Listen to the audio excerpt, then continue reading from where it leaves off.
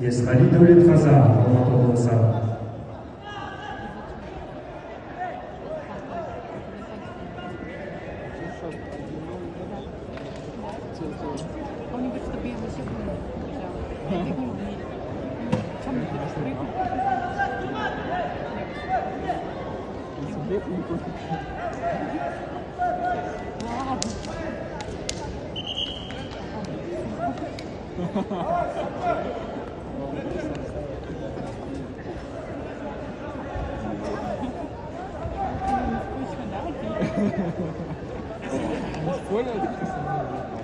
Я ее переубедил здесь, сломал ее. Значит, это... Значит, всего вообще? Нет. Ты же сдала сливочку. Я просто решила промолчать. Все. Мое мнение. Я тебе ничего не знаю. Нет.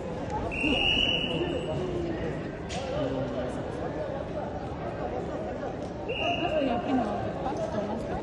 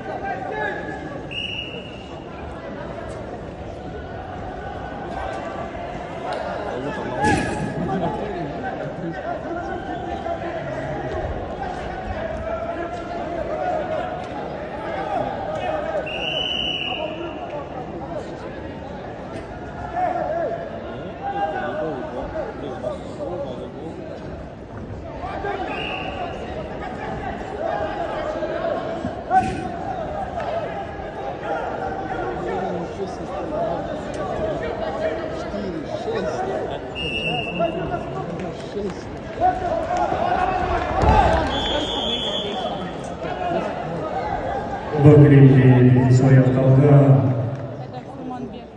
Богребдегі белдесудің жеңімпазы Байболсын Құрманбеков, Ақмола облысы.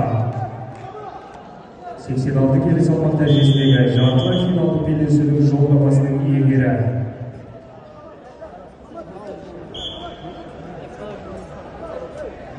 Богребде шақырылады 92 келі салмақ дәрежесіндегі палуандар Әлібек Қыдырбай, Астана қаласы, Есқали Дәулетқазы, Алматы облысы.